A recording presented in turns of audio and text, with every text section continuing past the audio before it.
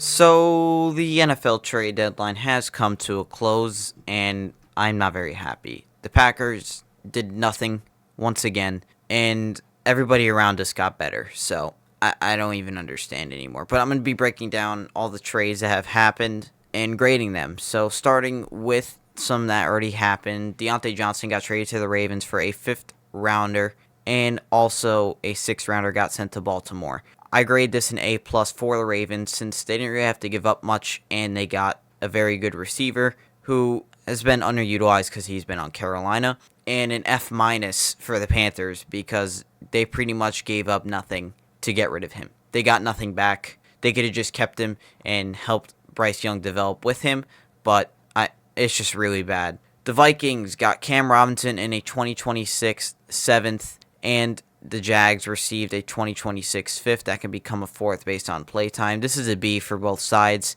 The Vikings don't exactly know what they're going to get out of Cam Robinson, so they didn't have to give up too much.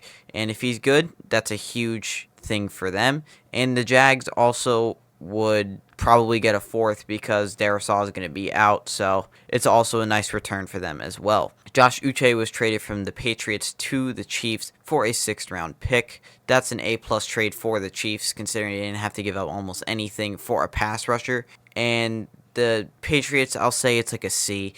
Somebody that they didn't plan on keeping, but they still did get a return. DeAndre Hopkins traded from Tennessee to Kansas City for a conditional fifth round pick. This is a great trade for the Chiefs, as we've already seen. Hopkins scored 2 touchdowns last night, and he's looking back to his elite form, and it's an F from the Titans. Why would they do that? They only got a fifth. Horrible trade for the Titans. The Titans also traded Ernest Jones to Seattle for Jerome Baker and a fourth round pick. It's a B from both sides. Very even trade here. Honestly, not a lot to talk about. Cam Akers went from Houston to Minnesota for a conditional sixth round pick, and Cam Akers and a conditional seventh went to Minnesota for a conditional sixth. Very good trade for the Vikings, getting somebody that has already been in the system and played quite well when Joe Mixon was out. That's an A for them. Houston gets a B because it wasn't somebody they planned on keeping, but I don't understand why they got rid of him in the first place. It would have been a nice backup to Mixon, opposed to Dameon Pierce. Devontae going from Vegas to the Jets for a conditional third that could become a second.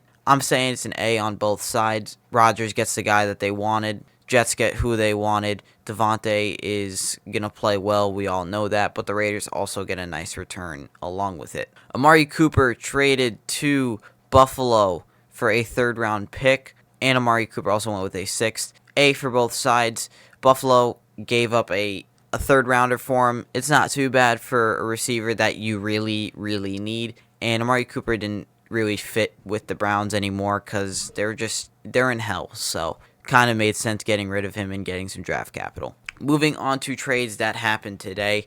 Kind of a slow day, I'm going to be honest. So one of the first trades we had today was Zadarius Smith and a seventh rounder going from Cleveland to Detroit for a fifth and a sixth round pick. That is a very nice return for Detroit. I gave him an A on this one. Zadarius Smith is a very good pass rusher, and they needed one considering Aiden Hutchinson is going to be out. So I do expect him to play quite well for this Lions defense. Cleveland is going to get a C here.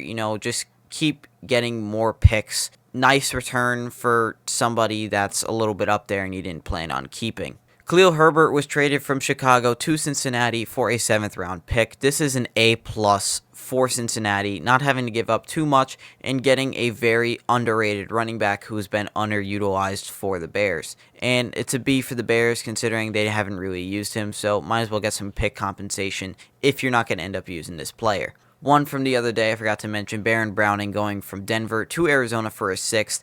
That is a very good even trade for both sides. I gave them both a B. Cardinals get a guy who has very high potential, and Denver gets some pick compensation back for somebody they didn't plan on using. Mike Williams went from the Jets to the Steelers for a fifth round pick. Honestly, it's a plus trade for the Steelers because they kind of need a second receiver that's not Van Jefferson, and they got him quite cheap. Mike Williams isn't a bad receiver. Don't forget that. He just wasn't really meshing with Aaron Rodgers. And I'd say it's a C for the Jets. I mean, they get actually no, sorry, it's a B for the Jets. They get pick compensation back for somebody that they weren't really going to use. That's kind of the storyline for a lot of this. Jonathan Mingo and a 7th round pick went to Dallas for a 4th, and this is a horrible trade on the Cowboys side. Yes, they get a second receiver who's only has 1 year of experience, 39th pick last year. He has potential, but